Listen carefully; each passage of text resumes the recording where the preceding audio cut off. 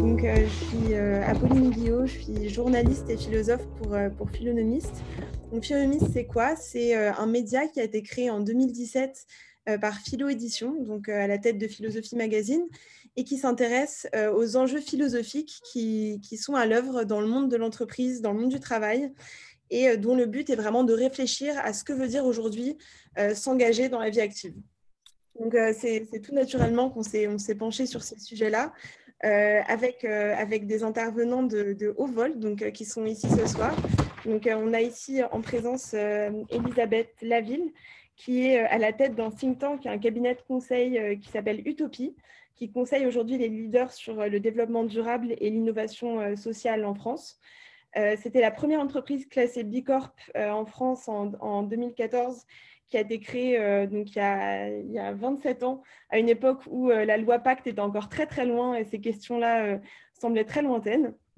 On a aussi avec nous ce soir Alexandre Cadin, qui a travaillé pour l'Hyperloop Transportation Technologies en Californie, après avoir monté une galerie d'art dans le Marais. Donc, il faudra nous parler un petit peu de cette transition, et qui travaille aujourd'hui comme rapporteur à la commission AI for Good de l'ONU pour le groupe du travail sur le futur du travail en ce moment même. Et donc qui affirme vouloir trouver un impact positif pour les technologies sur la société, à une époque où parfois on a un petit peu des doutes. Qui va être rejoint par Fabrice Guerchel, qui est lui depuis 15 ans à la tête de Philosophie Magazine et Philo Édition et Philonomiste en l'occurrence, qui a décidé de quitter la finance pour monter un magazine papier à une époque où, là encore, on aurait pu penser que c'était un pari un petit peu fou, surtout un magazine de philosophie, qui est persuadé que les collaborateurs et les dirigeants sont capables de réfléchir. Donc, c'est quand même un beau pari. Et donc, on les accueille aujourd'hui pour parler d'optimisme et de savoir s'il est raisonnable ou non aujourd'hui d'être optimiste, en particulier quand on entreprend et quand on innove. Donc, bonsoir à tous les trois. Vu votre parcours et vos trajectoires respectives, j'imagine que vous êtes tous les trois des fervents optimistes, ou en tout cas vous incarnez d'une certaine manière ce que veut dire l'optimisme aujourd'hui. Donc, je vous laisse me répondre sur la place de l'optimisme dans vos parcours de vie respectifs. Fabrice, peut-être si vous voulez. Je vais peut-être laisser la place, par exemple, aux femmes, à Elisabeth, non Alors, moi, je veux bien parler, c'est très gentil. En revanche, je n'ai pas de caméra, mais ce n'est pas forcément grave. Sauf si l'animateur décide de m'autoriser à la démarrer. Sinon, j'ai déjà le son, c'est pas mal, parce qu'il y a 2 minutes, j'avais ni l'un ni l'autre. Alors, je peux répondre à cette question, en effet. Donc moi, sur la question de l'optimisme, ce que je peux commencer à dire, c'est qu'on pourrait penser que je suis forcément pessimiste, comme beaucoup de gens qui travaillent sur le développement durable et qui font le constat avec moi de l'urgence climatique, de la dégradation rapide des écosystèmes, etc. Mais en fait, c'est peut-être pour ça que vous m'avez invité, encore que pas forcément. Je suis optimiste résolument.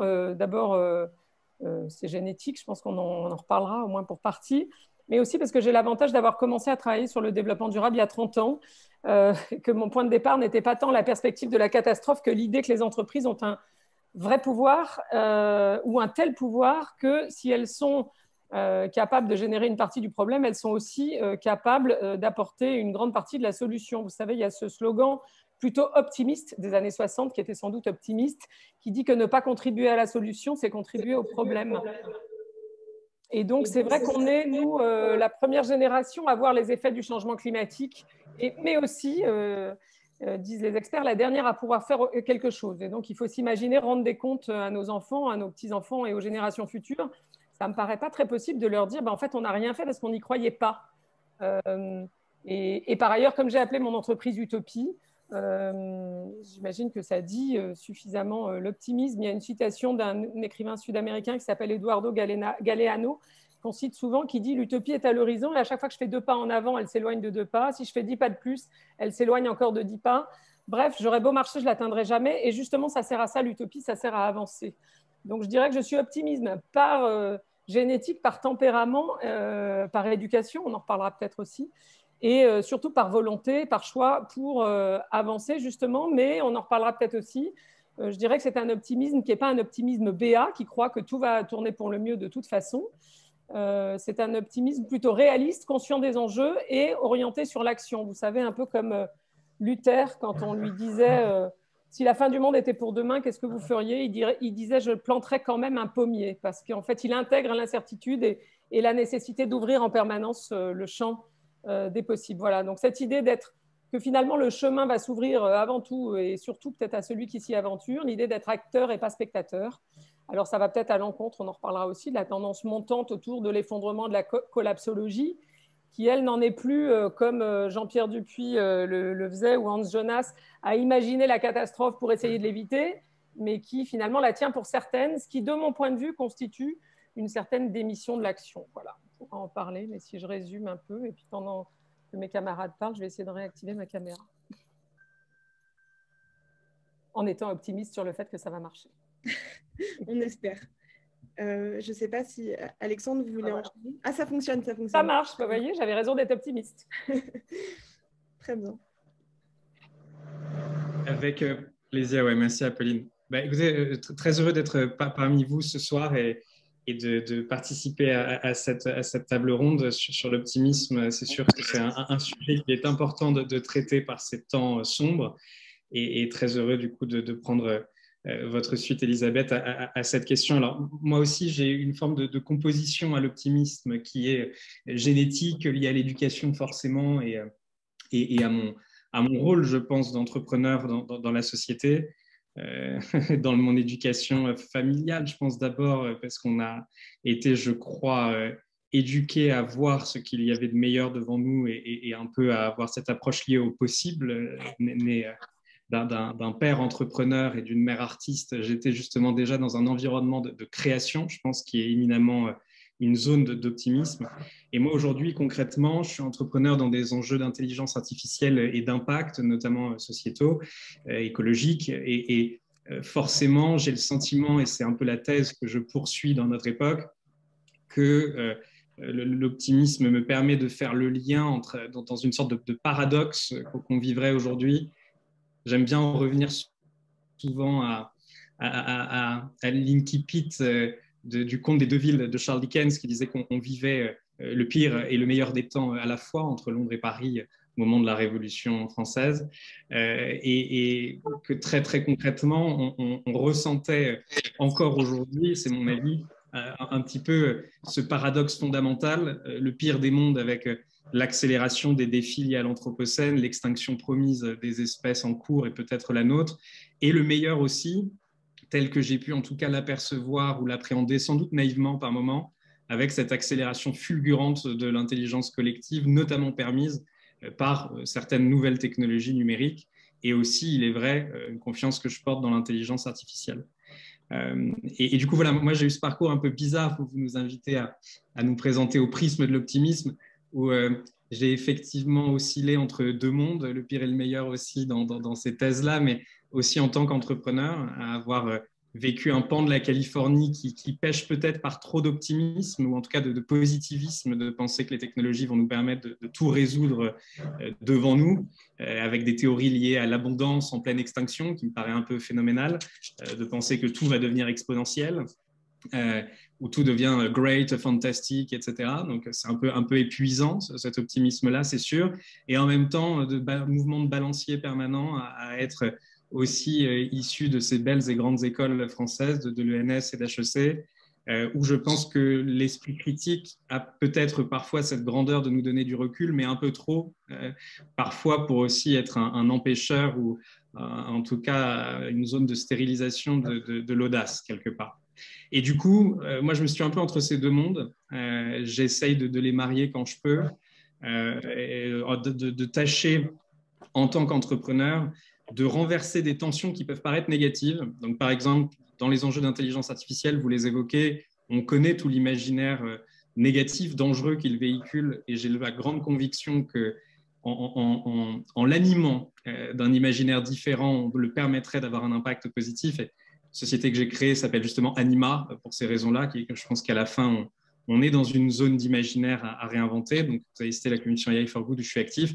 Et puis, pour finir, j'ai initié là, tout récemment un projet qui s'appelle le World Game, qui est un renversement pessimiste ou optimiste, en tout cas d'une théorie pessimiste qui est celle du War Game, où l'on voudrait développer des jeux pour essayer de simuler nos disparitions prochaines. Et au contraire, notre projet du World Game est un studio de jeux vidéo mobile qui traite dans ces jeux de problématiques du monde réel pour essayer de crowdsourcer de l'intelligence collective et résoudre des problèmes complexes comme l'analyse d'images satellites pour mieux comprendre où sont des zones de déforestation, etc.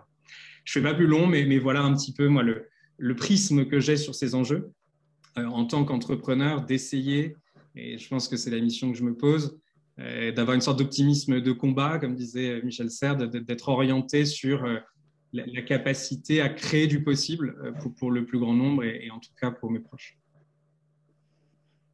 Merci beaucoup.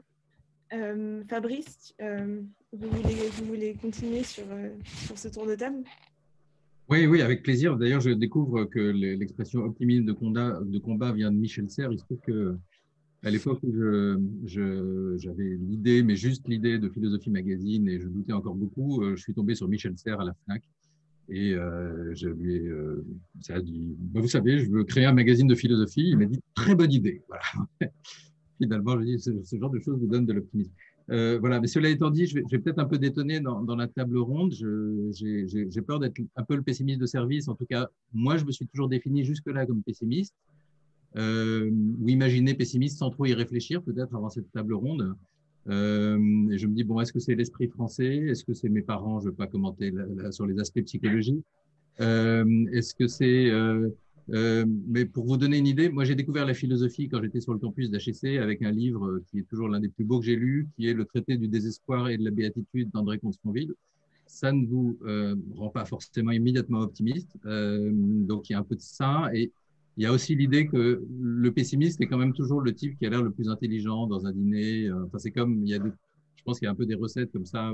Alors, c'est un peu moins vrai aujourd'hui parce qu'il y a le transhumanisme, le bitcoin, etc. Donc, il y a plein de manières de briller aussi.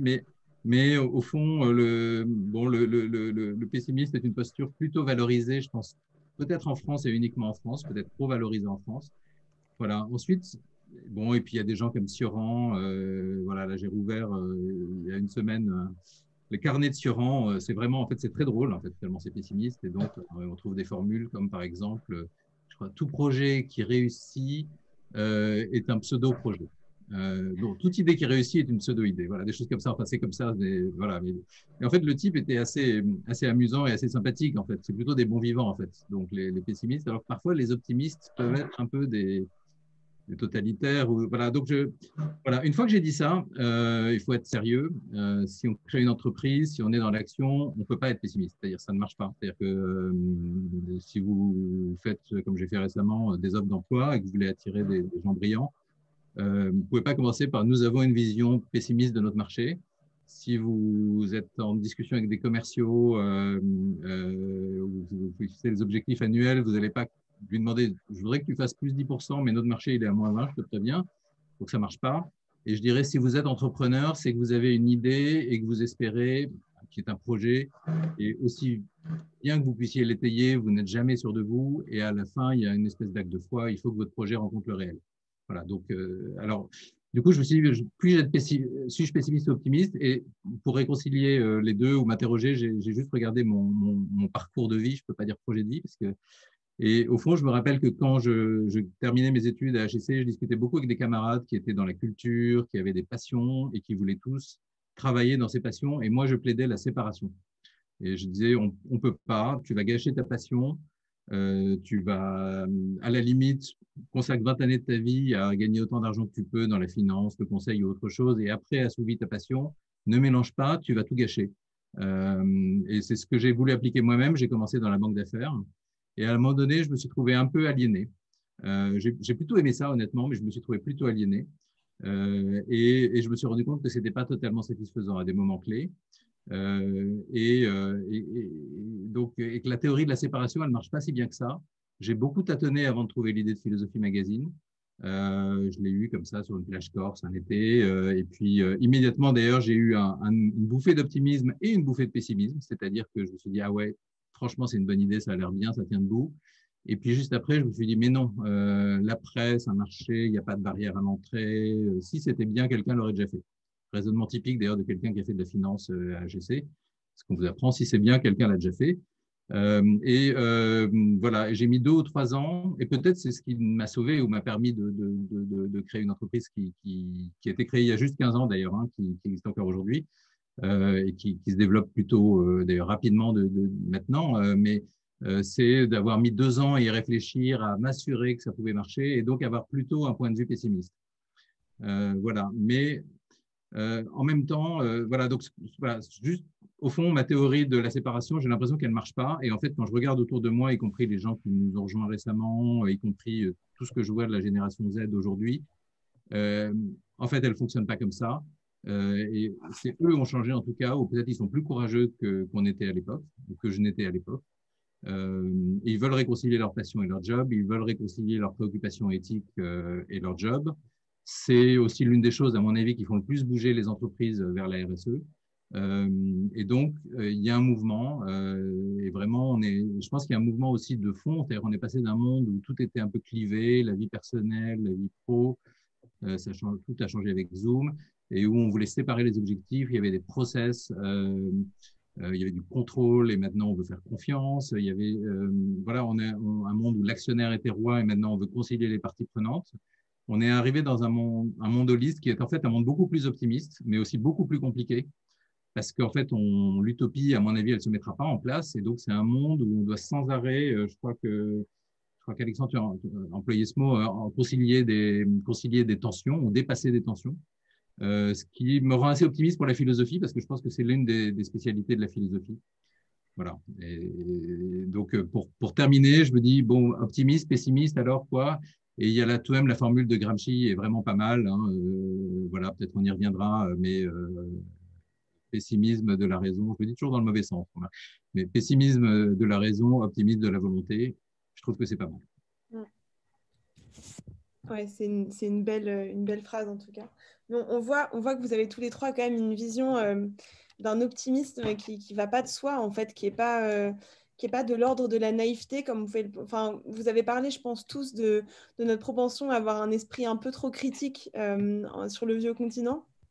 Et je pense que c'est un point commun aussi de vos 3 trajectoires, d'avoir une vision un peu critique aussi de l'optimisme qui se détacherait d'une idée un peu, voilà, d'un optimisme un peu prime sautier qui serait enfantin presque d'une confiance absolue dans le monde et dans les autres. Donc c'est un optimisme aussi dont on sent que il est presque un acte de volonté, comme Fabrice vient de le dire, je pense. Et moi, ça me pose la question de savoir si, à votre avis, en tout cas à tous les trois, cet optimisme un peu critique que vous essayez chacun de définir, est-ce que vous pensez que c'est quelque chose qui a une part d'inné, une part pas forcément d'inné au sens génétique, mais au sens où votre éducation vous a disposé à ça et vos parents, je ne sais pas, comme vous disiez tout à l'heure, mais il y a quelque chose de profondément ancré, en tout cas dans votre personnalité, dans votre personne, ou est-ce que c'est un optimisme que vous avez appris, en fait, que vous avez un optimisme que vous avez décidé et que vous avez appris progressivement à mettre en œuvre? Et est-ce que c'est quelque chose qui s'apprend comme on apprend une vertu, par exemple, on apprend à être patient, on apprend à ne pas manger tout le paquet de céréales, on apprend ce genre de choses. Est-ce que ça s'apprend, en fait, d'être optimiste? Je ne sais pas lequel veut répondre en premier, mais Fabrice, si... En tout cas, j'ai changé ça au contact du réel. Je pense que, en fait, j'ai du mal à séparer la question de l'optimisme de la question de la confiance. Et donc, j'ai l'impression que, parce que le problème de l'optimisme, il y a la question de l'optimisme donc rationnel, oui, est-ce que le monde va vers le mieux ou pas? Mais l'autre partie de l'optimisme, qui est une espèce de conviction que ça va marcher, pour moi, elle est très, très, très proche de la confiance. Et la confiance, il y a certainement là-dedans une part d'irrationnel. il y a une part, alors d'inné, je ne suis pas psychologue, je ne suis pas compétent j'imagine pas de l'inné, mais je pense qu'il y a une part vraiment de psychologie profonde, de quelque chose qu'on a acquis. Voilà, il y a des gens qui ont confiance en eux, d'autres moins. La confiance dans les autres, c'est un truc vraiment, et la confiance dans son projet, c'est un truc vraiment où on a beau dire, il y a des tas de choses rationnelles dans la confiance, on peut tester, on peut se tester, etc. Mais il y a un moment où il y a toujours un saut, il y a un acte de foi. Donc, il faut faire ce saut, il faut que ça marche et il faut donc que les autres vous répondent. Et donc, là, on a besoin, c'est vrai, je parlais de cette rencontre avec Michel Serres, on a besoin de quelques personnes comme ça, vous fassent un petit clin d'œil qui vous laisse penser que ouais, ça va marcher. Voilà. Moi, d'un côté, je me dis, tiens, à l'époque où je voulais lancer ce magazine, qu'est-ce qui m'a aidé, qu'est-ce qui ne m'a pas aidé? Alors, c'est les gens qui me disent, ouais, ça va marcher, t'inquiète pas, ne m'aidaient pas beaucoup. Les gens qui m'ont alerté sur des risques m'ont aidé. Les gens comme Michel Serres, comme Max Gallo, que j'avais aussi croisé comme ça un jour, qui m'ont dit « Ah oui, génial », et ça, super.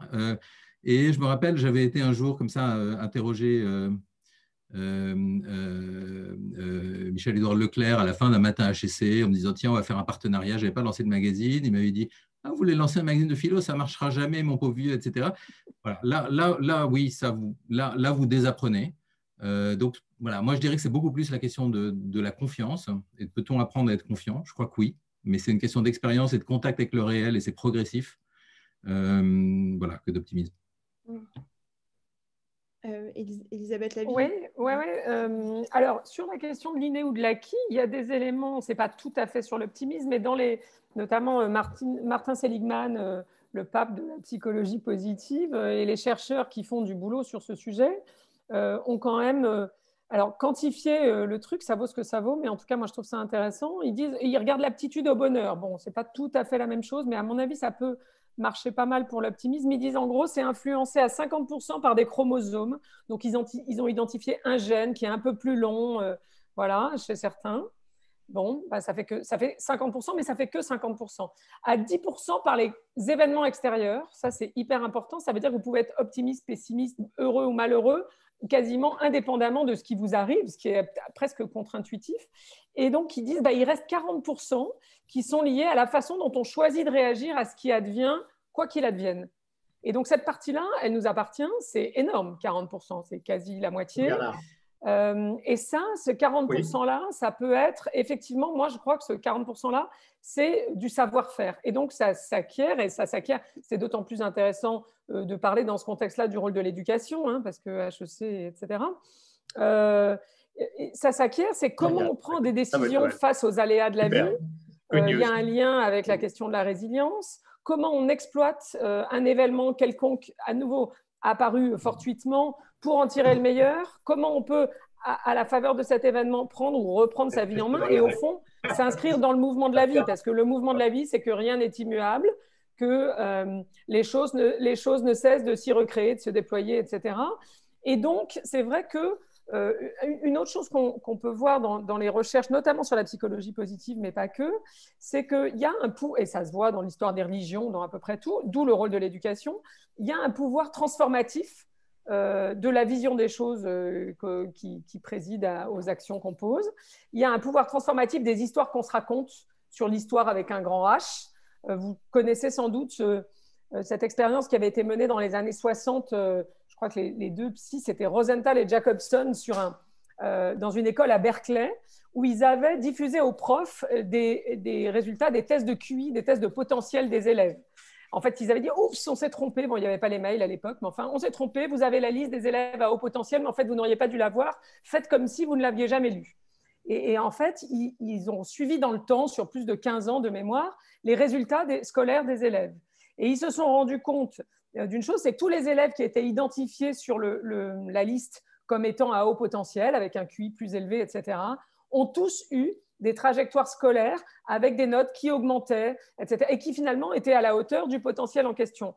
Le seul truc, c'est que c'était une expérience, et que la liste des élèves à haut potentiel, elle était fake, dirait-on aujourd'hui, c'est-à-dire que c'était juste une liste au hasard qui avait été faite pour voir justement ce que ça amenait. Et donc, c'est à la fois hyper riche et peut-être hyper flippant finalement, d'ailleurs sur le rôle de l'éducation, par parenthèse.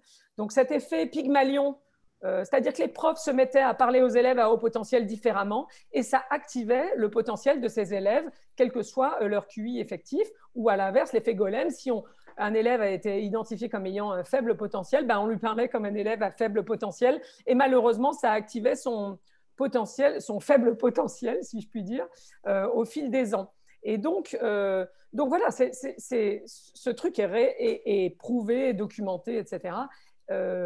La façon dont on voit les choses, les histoires qu'on se raconte, les récits, tout le monde parle du rôle du récit, du pouvoir transformatif du récit, ben, la façon dont les histoires qu'on se raconte ont un effet sur l'histoire avec un grand H.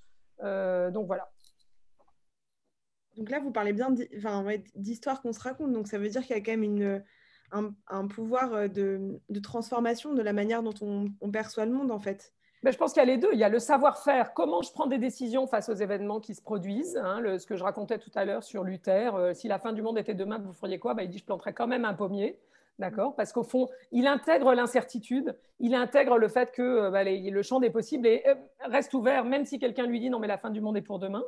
Donc il y a le savoir-faire, le savoir prendre des décisions, et il y a quand même le fait qu'effectivement, la vision qu'on a du réel a la capacité quand même pour partie de transformer ce réel.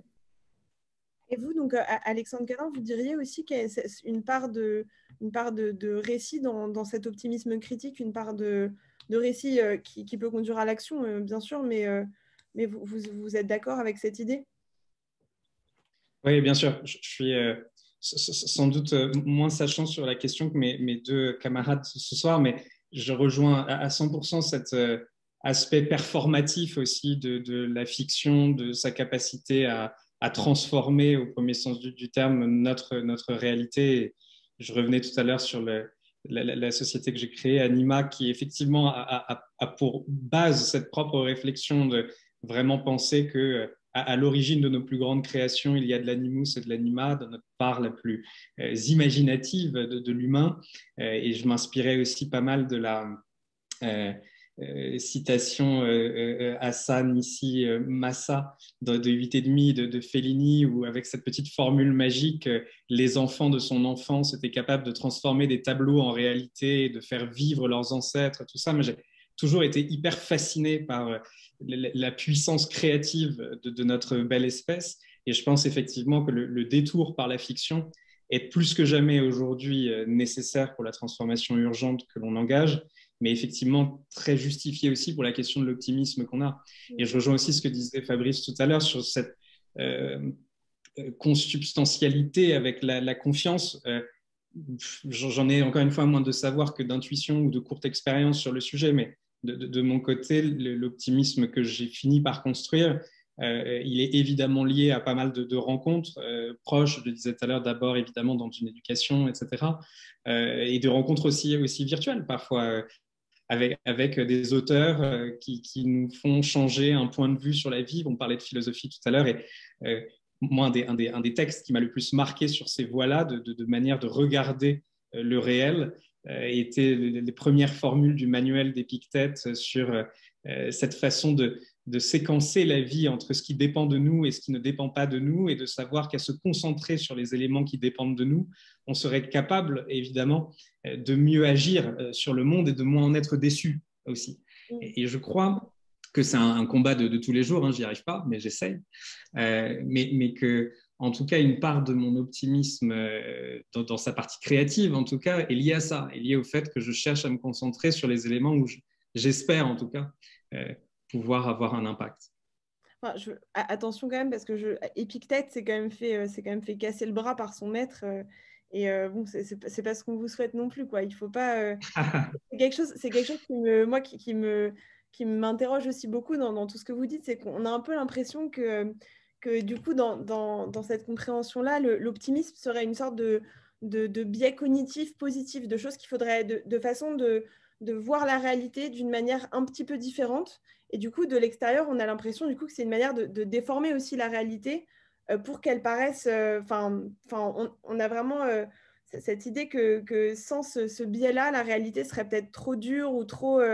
Voilà, avec toutes les datas, tout ce qu'on sait, les immenses connaissances qu'on a aujourd'hui sur tout ce qui peut mal aller, on a l'impression que cet optimisme, il est toujours qui transforme un petit peu le réel, et donc il a une forme d'irrationalité. Ça revient un petit C'est peu très vrai aussi de la collapsologie, ce que vous dites, par exemple. Oui, le biais cognitif. Enfin, je veux dire, ça ne me paraît pas plus vrai d'un côté que de l'autre. J'ai l'impression que les tenants de la collapsologie passent leur temps à montrer les chiffres qui vont dans le sens de ce qu'ils veulent nous dire de toute façon. Mais est-ce qu'il faut choisir entre l'un ou l'autre? Est-ce qu'il n'y a pas, enfin là c'est vraiment en lien avec le sujet de notre table ronde, c'est est-ce que la raison, on va dire la raison telle qu'on l'entend souvent, ne dirait pas, bon bah faut être ni optimiste ni pessimiste, il faudra trouver une sorte de neutralité. Est-ce que ça serait pas ça en fait le vrai but, ça serait d'aplanir un petit peu tout ça et d'arriver à une vision de la réalité qui soit objective, qui soit neutre, et qui soit du coup ni optimiste ni pessimiste. Est-ce que ça vous fait rêver ou pas du tout?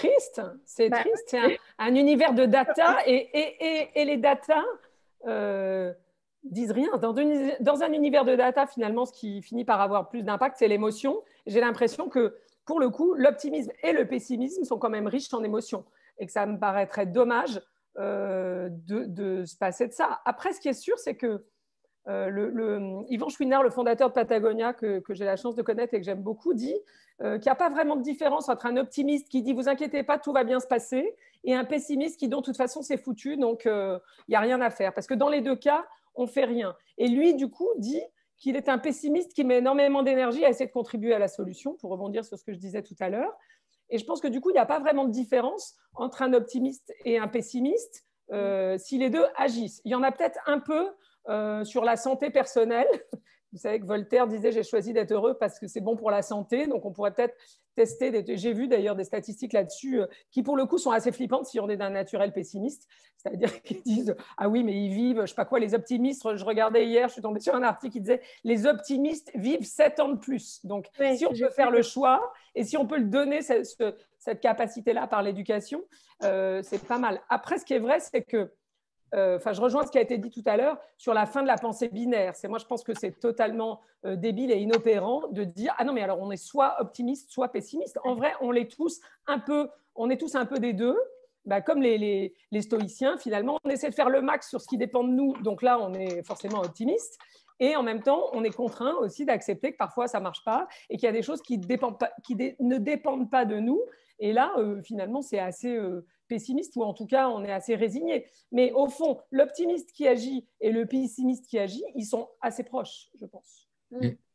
Peut-être, je ne sais pas si je peux réagir, mais juste pour répondre à la question d'Apolline aussi, je reviens sur cette formule pessimiste de la raison et aussi pour répondre à Elisabeth sur la collapsologie ou Jean-Pierre Dupuis, qui d'ailleurs ne sont pas du tout d'accord entre eux, en fait. Ah ben non. Plus entre eux.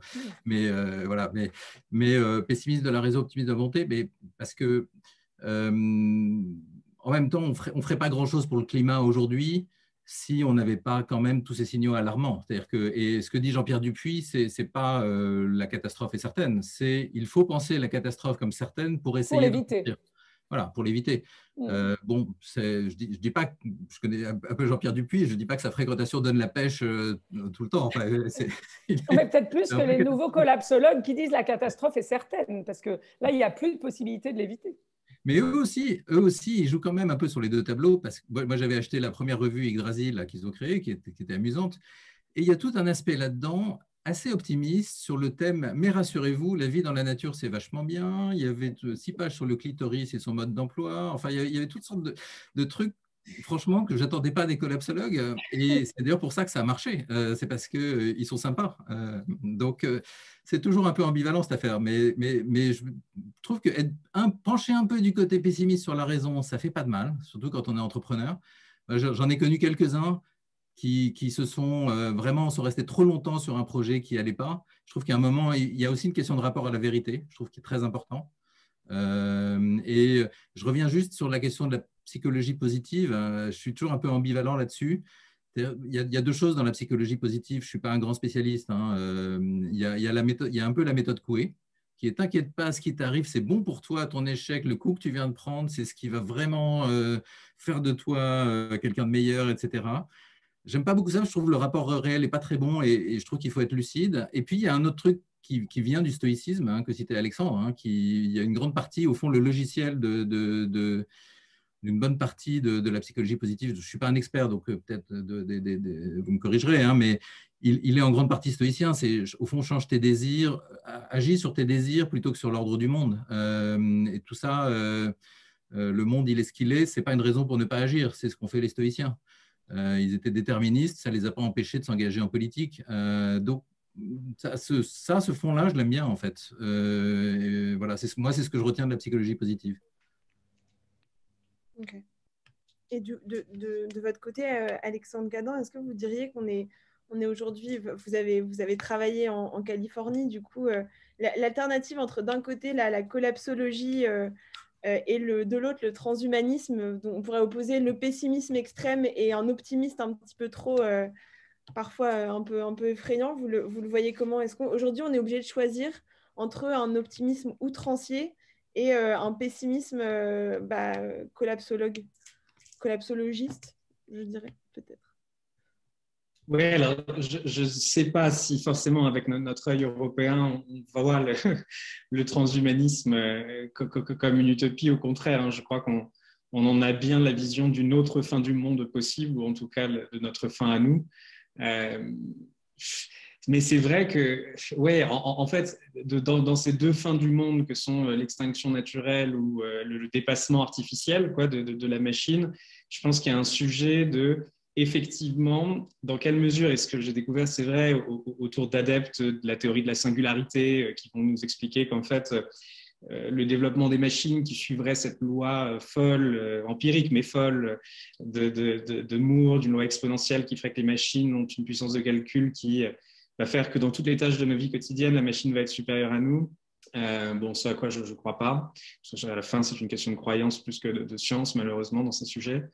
Et je pense, c'est vrai qu'il y a eu un peu de vertige sur ces sujets-là. Il y a une université qui s'est créée, l'université de la singularité, pour essayer d'apprendre à des grands patrons dans le monde comment s'adapter à ce moment où les machines seront plus fortes que nous et comment surfer sur la vague plutôt que de se retrouver happé. Et c'est vrai que c'est bizarre, parce que pour moi, c'est une sorte d'utopie très sombre, en tout cas si on la lit comme une utopie, qui voudrait dire que notre seule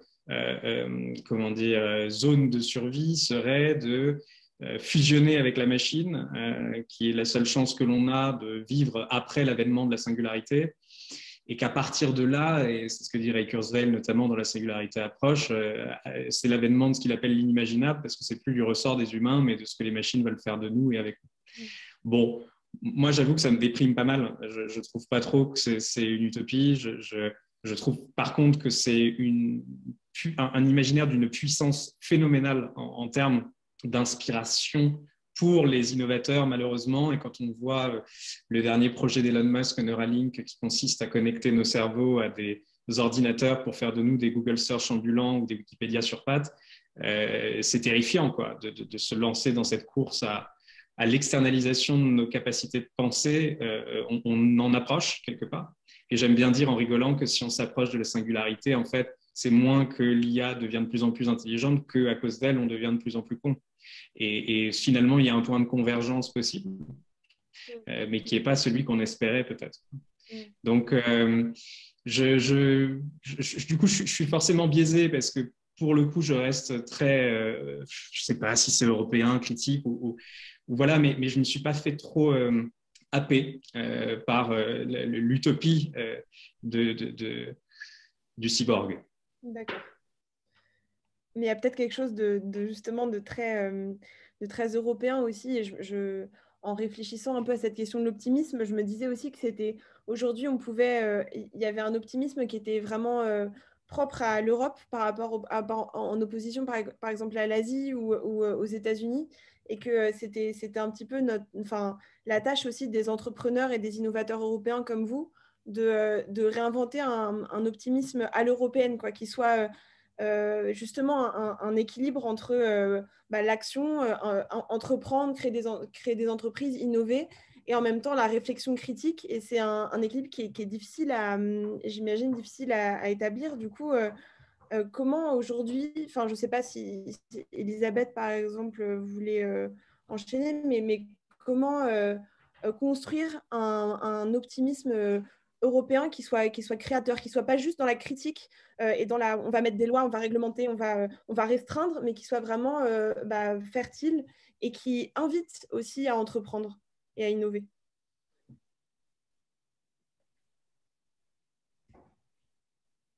Hop là, pardon. J'entends que les différentes cultures ont des traits qui nous poussent à l'optimisme ou au pessimisme, ce qu'on disait tout à l'heure sur l'esprit critique, etc., notamment en Europe. Mais je ne suis pas sûre qu'on ait... je pense qu'on aurait tort aussi de dire, bon, les Américains, ils sont hyper naïfs, c'est bien entendu, hop, et du coup, ils sont dénués d'esprit critique, donc ça, c'est réglé.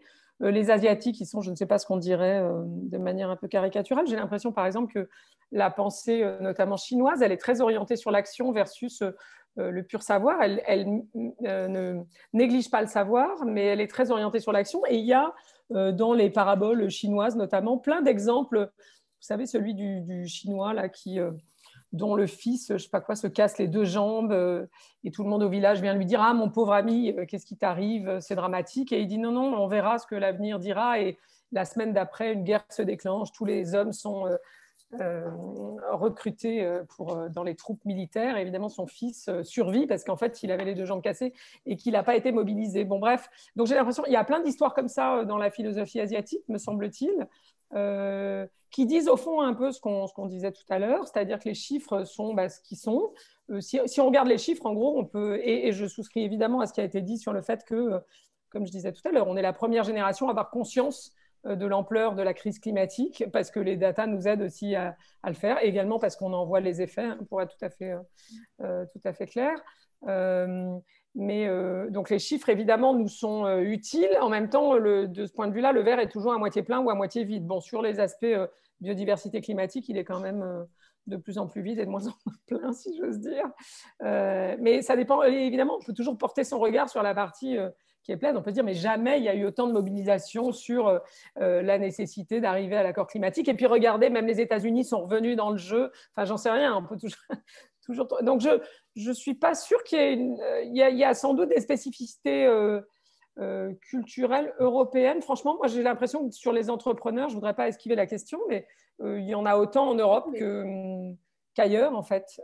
Et je pense que la logique, à nouveau, optimiste ou pessimiste, l'idée, c'est de regarder les enjeux tels qu'ils sont avec les chiffres. C'est-à-dire, on ne peut pas nier la crise climatique. Là, ce ne serait pas de l'optimisme, ça serait pour le coup du déni. Et en revanche, la question, c'est qu'est-ce qu'on fait avec l'idée qu'on peut encore inverser même si la fin du monde est demain, je plante le pommier, quoi. Et ça, il y en a par chance des entrepreneurs qui font ça sur les sujets climatiques ou biodiversité. Il y en a partout dans le monde. Et heureusement que ça n'est pas l'apanage des Européens ou l'apanage des Américains ou l'apanage des Asiatiques. Je sais pas si vous voulez rebondir sur ces questions-là, Alexandre, Fabrice, sur l'optimisme à l'européenne. Et ensuite, on pourra peut-être enchaîner. Je vois quelques questions dans le chat. D'ailleurs, n'hésitez pas à les poser pendant qu'on est en train de parler, parce qu'ensuite, on a un moment de questions là, à partir de maintenant. Donc, n'hésitez pas à rebondir sur ce qu'on dit. Je sais pas. Juste une réflexion sur... Pardon, Alexandre? Ouais. Non, juste une réflexion sur ce qu'a dit Elisabeth et que je partage en grande partie, mais au fond, alors je ne sais pas si c'est vraiment européen, mais peut-être que là, l'Europe a quelque chose à dire, notamment parce qu'elle a une tradition de pensée un peu différente. C'est toutes bon, il y a les entrepreneurs qui plantent leurs pommiers, il y en a, c'est fantastique, de plus en plus. Mais on sent bien aussi que ce qui va faire basculer le système, c'est que les mastodontes basculent eux-mêmes. Ça, c'est vraiment beaucoup plus complexe. Et là, il y a des enjeux gigantesques. C'est ce que je voulais dire un peu en introduction, c'est ce nouveau monde où on veut tout concilier, où on ne veut pas juste faire plaisir à l'actionnaire, mais aussi aux communautés, être bon pour l'environnement, être évidemment avec une gouvernance parfaite, etc., être une démocratie en interne. Bon, ce monde-là, il est extraordinairement complexe à mettre en œuvre. Et là, on va trouver des tensions à tous les étages. En fait, c'est un monde extrêmement dangereux où le burn-out menace les patrons, et pas que les patrons. grandement. Et bon, ce qui vient de se passer là chez Danone, à mon avis, n'est juste le début en fait des crises qu'on va. Enfin, dont je suis pas du tout un spécialiste d'ailleurs, mais on sent que les contradictions, elles vont être partout. Et donc, il va falloir cultiver, le manager va devenir un athlète du dépassement de la contradiction. C'est-à-dire, il faudra quand même avoir le profit, mais quand même être éthique. Alors, de temps en temps, ça marche. On peut dire l'éthique paye. Oui, ça marche 2 ans. Et puis, un beau jour, il y a une décision à prendre. Et là, soit c'est l'éthique, soit c'est le profit. Si l'éthique payait tout le temps, ça se saurait. Et d'ailleurs, ce ne serait pas de l'éthique. Et donc là, alors je ne veux pas plaider trop pour ma paroisse philosophique, mais quand même, il va falloir jongler avec toutes ces tensions. Il va falloir devenir donc des athlètes des priorités, du dépassement, le travail que font les entreprises en définissant leur raison d'être aujourd'hui, sans doute, j'imagine c'est ce que fait Elisabeth aussi en grande partie, c'est sans doute un exercice de ce type-là d'ailleurs. Là, il y a peut-être, alors la raison d'être, c'est peut-être un exercice un peu rhétorique, mais au quotidien, il va y avoir, je pense, un nouvel art du management, où peut-être l'Europe a quelque chose à dire parce qu'elle a toute cette tradition philosophique aussi. Non, mais c'est intéressant de conclure sur cette idée qu'on va toujours un peu plus attendre au tournant les optimistes assumés qui vont justement se donner des ambitions optimistes plutôt que les pessimistes parce que justement, on pourra toujours leur dire « Ah oui, mais là tu n'y es pas encore. » quoi. Donc, il y a quand même quelque chose de courageux aussi à être optimiste aujourd'hui. Et il y a des questions dans le chat, donc je peux vous relayer, notamment Anaïs, du coup, qui demande quels sont les risques de l'optimisme naïf selon vous?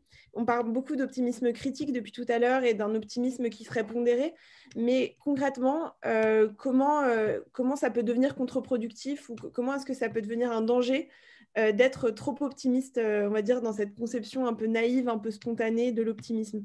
Quasiment un peu comme vous voyez dans Candide, le Pangloss qui n'arrête pas de dire que tout va bien alors que tout va mal. Je ne sais pas, moi j'ai cette image en tête. Le risque principal, c'est le déni. Enfin, typiquement sur le climat, on voit bien les discours détenants de la croissance verte qui dit « Ah non, mais alors ça va être formidable, en fait, on va faire le même profit en résolvant le problème du climat. » Ben non, pas forcément, parce qu'on a évoqué, il y a un sujet sur le rythme de la croissance, est-ce qu'il est possible d'avoir une croissance infinie dans un monde aux ressources finies? Enfin, on a quand même de sérieux problèmes à résoudre, ou ceux qui vous disent non mais c'est bon, la technologie, un peu comme on évoquait tout à l'heure sur la data et l'intelligence artificielle, non, la technologie va nous sauver. Ben non, la technologie ne va pas nous sauver parce que par ailleurs elle consomme de l'énergie et il y a une partie du sujet qui est évidemment technologique et qui dépend du progrès technique et une partie qui dépend de la vision du monde qui est à l'œuvre, de nos comportements, de nos attitudes, etc., de nos modes de vie. Et ça ne dépend pas de la technologie. Donc, non, le risque de l'optimisme naïf, c'est de passer à côté des problèmes, en fait. Et du coup, c'est ce que disait Yvon Chouinard, de rien faire, de ne rien faire et pour le coup, d'aller dans le mur. Du coup, en fait, c'est à partir du moment où on agit, à la limite, on est déjà sur la bonne voie parce que dans le Voltaire, il critiquait beaucoup l'optimisme. Je cite un philosophe parce que quand même philonymiste, mais il critiquait beaucoup l'optimisme de Leibniz à l'époque parce que il y avait eu ce tremblement de terre à Lisbonne qui avait tué énormément de gens, qui avait complètement traumatisé toute l'Europe et tout le monde se disait mais comment c'est possible de penser que tout va bien pour le mieux dans le meilleur des mondes alors qu'il y a des gens qui meurent en ce moment même au Portugal. Et il y avait un peu cette idée que, en fait, l'optimisme du constat, l'optimisme de l'observation qui se contente de dire tout va bien, c'est un optimisme qui est critiquable parce qu'il y a une sorte d'idée que ça se contente de ce qui existe. Et on a un peu l'impression dans ce que vous dites que l'optimisme, il est toujours du côté de l'action, tandis que le pessimiste, il va être du côté de se retenir d'agir. Et il y a une question aussi dans le chat sur l'aversion au risque qu'on peut trouver chez les gens pessimistes. Et je pense que peut-être que ça se rejoint un petit peu de ce point de vue-là. On a une autre question de Anas qui demande s'il n'y a pas un optimisme et un pessimisme qui doivent être adaptatifs en fonction de la situation. Et notamment, par exemple, moi, ça m'évoque en fonction aussi de la taille d'une organisation. Est-ce qu'on peut avoir le même optimisme quand on travaille pour l'ONU et quand on travaille pour une petite entreprise? Est-ce qu'il n'y a pas un dosage à avoir en fonction de la responsabilité qu'on porte et de la taille de l'organisation aussi? je ne sais pas, Alexandre, en tant que vous travaillez avec l'ONU, je vous donne le micro. Oui, alors non, je pense que ce que disait plutôt Elisabeth est très, très, très juste dans l'idée que, en fait, on n'avait pas à être ni l'un ni l'autre définitivement et à se catégoriser pour de bon dans l'un des deux camps. Et qu'au contraire, on le voit dans nos vies intimes, personnelles, puis professionnelles. On le voit de jour en jour. On ne peut pas être un optimisme permanent et on est obligé de toute façon de faire face à ces évolutions. Alors, je ne sais pas si c'est une question de position dans l'entité, de taille de l'organisation, mais c'est sûr qu'on l'a dit plusieurs fois, il y a des vertus à un optimisme raisonné comme à un pessimisme pragmatique aussi. Donc, je pense que non, la clé est peut-être dans le savant dosage ou équilibre que l'on va trouver à savoir sur quel pied danser presque. Je ne sais pas si ça dépend de l'organisation en tant que telle. J'espère pas, presque même. Moi, ce qui me génère, enfin, dans la question d'Anna, ce qui me fait réfléchir, c'est est-ce que l'optimisme, pessimisme est une décision? On dit, est-ce qu'il est adaptatif en fonction? Ça, c'est un peu le risque de la psychologie positive pour moi. C'est décide d'être heureux, décide que tout va bien, décide que tu es optimiste. Alors, adaptatif, oui, par contre, je me retrouve dans le mot adaptatif. C'est très progressif. Si on décide d'être confiant, mais qu'on n'est pas confiant, ça se voit tout de suite. Ça se voit à l'extérieur, les salariés, les clients le voient, ça ne marche pas. Donc, je pense que ça ne relève pas d'une décision. Mais encore une fois, je séparais le constat qui doit être lucide et puis l'attitude qui se travaille, mais progressivement. Après, je pense qu'il y a un sujet qui ne dépend pas de l'organisation, mais de où est-ce qu'on porte son attention. Et d'ailleurs, ma compréhension de la psychologie positive, ce n'est pas la méthode Coué, c'est l'apport initial de Seligman et autres, c'était de dire, mais ça fait 100 ans que les psychologues ne s'intéressent qu'à une chose, c'est comment on évite les dépressions. Alors que, bon, donc c'est les recherches 90%, 95%, je n'ai plus les chiffres en tête, mais c'est de cet ordre-là, portaient sur la dépression, ce qu'elle veut dire, comment on l'évite, etc. Enfin, les pathologies, quoi, mais donc pas très positifs nécessairement. Et donc, comment on les évite. Et à un moment, Seligman et d'autres psychologues sont arrivés avec l'idée que, en fait, c'est très bien de faire des recherches là-dessus, mais qu'il y a très très peu de recherches, voire c'était un champ quasi inexploré, qui portent sur, non pas sur les situations négatives qu'on voudrait éviter, mais sur les situations positives qu'on veut poursuivre, et en l'occurrence le bonheur. Et donc ils ont dit, ce qui serait bien, ça serait d'équilibrer. Ça ne veut plus dire on ne fait plus de recherche sur les dépressions ou que sais-je, ça veut juste de dire qu'un monde sans dépressif n'est pas forcément un monde où tout le monde est heureux, et que donc on doit porter notre attention au moins de manière équivalente sur ce qu'on cherche à obtenir comme résultat, ce qu'on voudrait obtenir dans l'idéal comme effet positif, à savoir une vie bonne, le bonheur, etc. Donc l'idée, c'était de rééquilibrer les domaines sur lesquels portait l'attention. Et au fond, c'est ça le sujet. J'ai l'impression, moi j'avais travaillé avec des biologistes qui passaient leur temps à la Fondation Tour du Valat en Camargue. Des gens formidables, hyper passionnés par la biodiversité. Et ils passaient leur temps à compter les papillons la nuit. Donc, vous voyez, ils mettent une lampe, une espèce de truc, et ils comptent les papillons. Et évidemment, et les gens font ça pendant 30 ans, c'est génial, ils adorent ça. Sauf qu'eux, ils sont hyper déprimés, parce qu'évidemment, eux, ils font le constat inexorable de la disparition de la biodiversité. Et finalement, leur action, en tout cas à eux, c'était juste de mettre ces chiffres sur du papier, dans des publications, des recherches, etc., en disant au monde, hey, regardez, il se passe quelque chose. Et comme le GIEC sur le climat. Hein. Et après, de faire aussi le constat qu'en fait, tout le monde s'en fout. Donc ça, c'est très déprimant. Donc la question, c'est comment on porte, quel que soit le sujet, le thème, le domaine dans lequel on travaille, et quelle que soit l'organisation dans laquelle on travaille, que ce soit une start-up de 3 personnes ou l'ONU, c'est comment finalement je porte mon attention et mon énergie et mon temps et mes ressources et ma créativité, mon intelligence et tout ce qu'on veut, pas juste sur le constat des problèmes, mais comment on essaie de balancer aussi de l'action sur les faits positifs qu'on voudrait obtenir. Parce qu'on sait bien, malheureusement, et ça, pour le coup, les recherches en neurosciences nous le disent, que l'accumulation des chiffres qui montrent qu'on va à la catastrophe crée un effet de sidération qui ne mène pas l'humanité à l'action. Et on le constate sur le climat et sur le reste. Et donc, la question de comment on génère du changement et là, pour le coup, les psychologues, les sociologues, il y a plein de gens les anthropologues, plein de gens qui ont des contributions à apporter, qu'il s'agisse de sécurité routière ou de lutte contre le climat. Comment on fait pour générer du changement de comportement individuel et collectif, etc.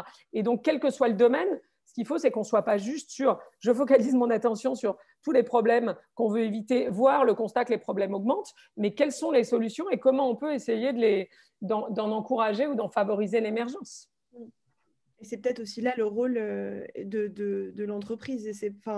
Il est normal aussi qu'il y ait des chercheurs dont le rôle soit de compter le nombre de papillons, mais après, il faut s'emparer des constats et en faire quelque chose. Et c'est là où c'est le rôle des organisations qui peuvent avoir un impact considérable sur la société, quoi. Mais qui pourraient proposer à ces chercheurs d'y travailler aussi, parce que ça leur remonterait le moral, et puis ils seraient fort utiles. Faire du consulting de papillons. Non, mais c'est effectivement, ouais. L'effet de sidération, c'est intéressant que vous le pointiez, parce que c'est un mécanisme contre lequel on ne peut pas trop lutter, quoi. Et là, il y a beaucoup de stratégies médiatiques qui visent aussi à provoquer un choc, une détonation, un électrochoc pour qu'enfin on se rende compte et on passe à l'action. Et c'est peut-être pas en fait la meilleure chose à faire, et c'est intéressant que vous en parliez. Il y a toute une tendance du journalisme dit civique, par exemple, qui travaille là-dessus. Dans le monde anglo-saxon, je suis désolée, mais aussi en Europe de manière croissante, plus tard, faut bien le dire, mais avec cette idée qu'on peut à la fois dresser le constat des problèmes et montrer qu'il y a des solutions au niveau individuel, au niveau collectif, etc. Pour ne pas déprimer considérablement les lecteurs qui déjà lisent plus.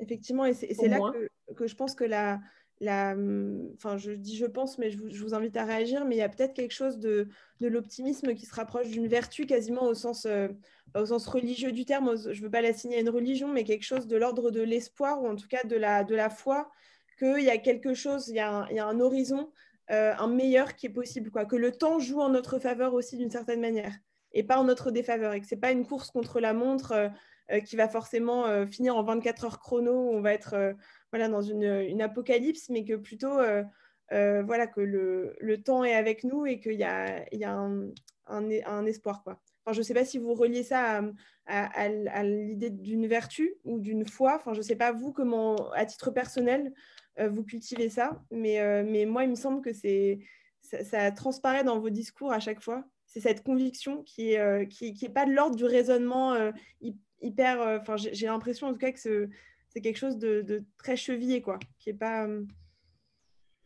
Qui peut être aussi psychologique, je pense, mais c'est vrai que dans la confiance, il y a une racine commune avec la foi, hein, sans être latiniste, fides, et sans doute, mais pour ce que disait Elisabeth à l'instant me fait penser, d'une part, alors je ne sais pas si le mot Covid est complètement tabou parce que tout le monde en a assez d'en parler, mais attends même ce qui s'est passé sur les vaccins et aussi sur le climat à la géo-ingénierie, c'est-à-dire que là, pour le coup, il y a vraiment une différence entre le monde anglo-saxon et l'Europe continentale de perception. Pendant qu'on répétait ici que non, les vaccins, ça prendrait des années, d'autres investissaient absolument massivement. Et là, vraiment, il y a j'ai un état d'esprit complètement différent et ça relève, oui, de la formation intellectuelle sans doute et peut-être de la foi.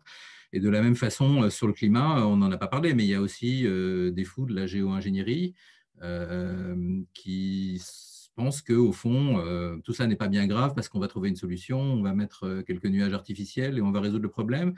Et notre vision française ou européenne est de dire « Ouh là là, super dangereux », et notamment celle de beaucoup de philosophes, mais on ne peut pas les prendre à la légère à la lumière de ce qui vient de se passer dans les vaccins. Et là vraiment, peut-être, j'ai beau commencer sur le pessimisme, peut-être qu'il y a quelques points pour l'optimisme sur ces deux sujets. Alexandre, vous voulez ajouter un mot de conclusion parce qu'on va devoir boucler, il est bientôt l'heure.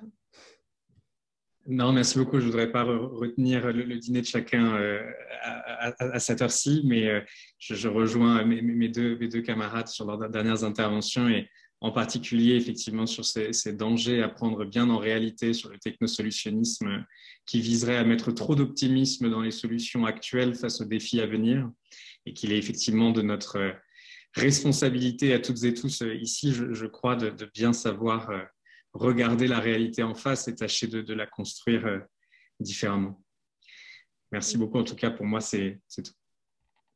En tout cas, c'était passionnant de vous écouter tous les trois. Élaborer ensemble, je trouve, une définition très, très opérante aussi de l'optimisme. Et il y a une question dans le chat qui était « Qu'est-ce qu'on fait quand on est fataliste, quand on est pessimiste vis-à-vis d'une situation ?» Et je pense que dans tout ce que vous dites, c'est quand même cette perspective de se dire qu'à partir du moment où on a la ressource d'imaginer dans une situation donnée qu'un meilleur est possible, et c'est aussi la racine étymologique de l'optimisme, c'est trouver l'optimum, c'est la meilleure des solutions possibles. Et cette solution, généralement, elle n'est pas déjà sous nos yeux, il faut toujours l'inventer, il faut toujours travailler le réel pour y faire émerger quelque chose qui soit de l'espoir, ou en tout cas un futur possible, un futur souhaitable. Et je trouvais que voilà, cette définition de l'optimisme comme d'abord une action et une capacité à agir sur le monde, c'est particulièrement intéressant. Et là, on voit bien que les deux, le pessimiste et l'optimiste, se complètent, puisque avant d'agir, il faut constater. Et donc, le constat pessimiste doit précéder l'action, qui, elle, est toujours du côté de l'optimiste, d'après ce que vous dites. Donc, je vous remercie beaucoup de votre temps et de cette discussion passionnante. Merci beaucoup. Merci à vous, Apolline. Merci. Merci à vous. Merci Apolline. Merci à tous les intervenants pour ces échanges passionnants. Merci à toute l'audience. Vous avez été super nombreux à nous écouter ce soir. Le festival continue demain à partir de 9h. Donc, vous avez normalement le programme dans son intégralité dans vos boîtes mail. Et puis d'ici là, on vous souhaite une excellente soirée et merci encore à tous. Merci Apolline, c'était passionnant. Merci beaucoup. Au revoir.